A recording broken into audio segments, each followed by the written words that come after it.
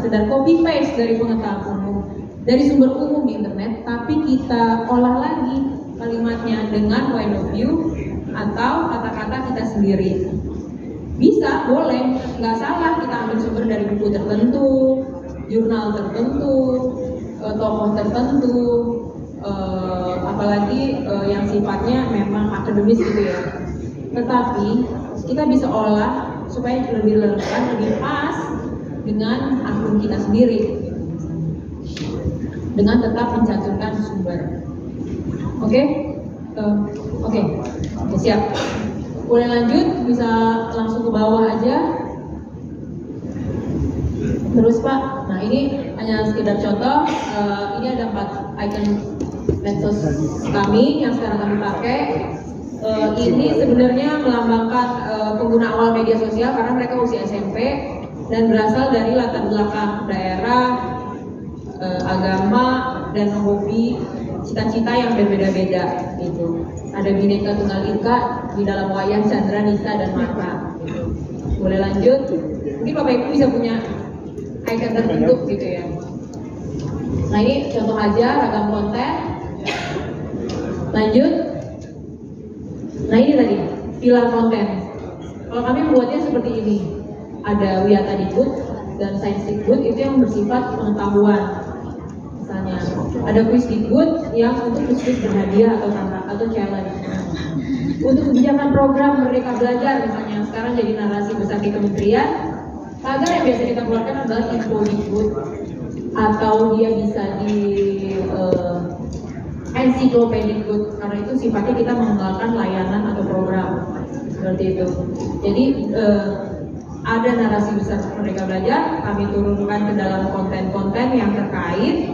Kemudian kami jaga itu, artinya kami pakemkan itu dengan tagar Infodikbud atau Ensiklopedikbud dengan tagar utamanya tetap Merdeka Belajar gitu. Jadi untuk search-nya nanti kita nyarinya, kita nyari kontennya itu gampang mudah gitu.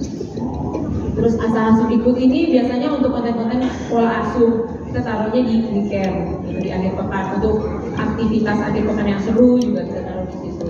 Jadi ini bisa sih diterapkan juga mungkin Bapak Ibu untuk menentukan supaya nggak terlalu pusing. Jadi Bapak Ibu udah punya pilar. Saya mau buat konten apa saja, ditaruh di hari apa, temanya apa gitu. Lanjut. Ini bisa langsung aja. Ini contoh konten yang kami buat tentang bahasa apa sih? Sebenarnya ini namanya apa sih? Golongan kertas, triples, digrekan gitu. Ternyata ada kok di dalam bahasa Indonesia-nya. Golongan kertas itu perforator. Praktis gitu. Lanjut.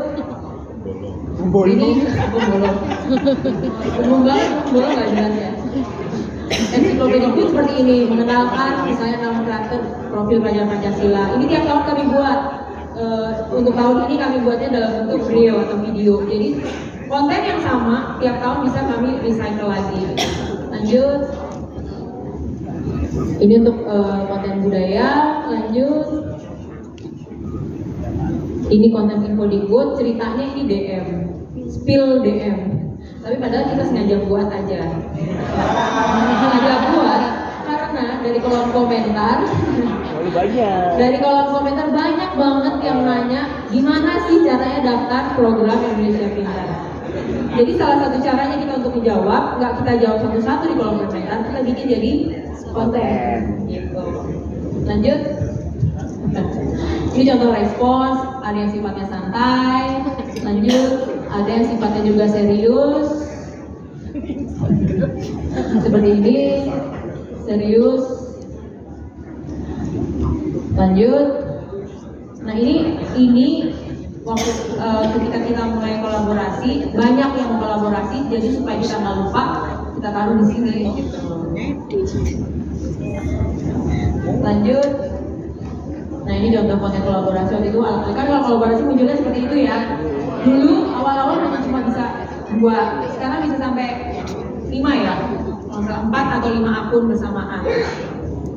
Lanjut. Nah ini yang terakhir, yang merespons. Pertama, nggak semua harus dibalas. kita bisa menjawab satu dua, kemudian dipin misalnya untuk kurang lebih menjawab pertanyaan yang sama.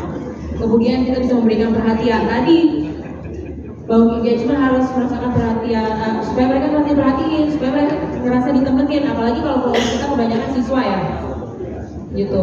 Jadi jangan biarkan mereka sia-sia udah follow kita. Sebisa mungkin semangat ya. Cukup love, like. Oke, siap. Makasih ya masukannya. Makasih ya udah diralat. Seperti itu misalnya. Jika ada komentar yang substansinya tidak terkait, kita bisa minta tolong sama entah guru lain, sekolah lain, yang ada hubungannya gitu. Boleh bantu jawab nggak misalnya gitu. Terus buat caption yang menarik. Misalnya tadi didahului dengan nanya, kemudian diakhiri dengan call to action atau ajakan. Kira-kira seperti itu. Waktunya kayaknya udah habis. Masih ada berapa? Masih panjang loh sampai besok ya? Iya, sampai Rabu. Ya, Rabu ya. Oke, demikian paparan yang bukan paparan sebenarnya. Sharing berbagi sesuatu yang bisa saya bagikan. Terima kasih banyak atas antusiasmenya Bapak Ibu. Monggo selanjutnya kalau masih ada waktu. Iya. Masih ada kurang lebih 5 menit.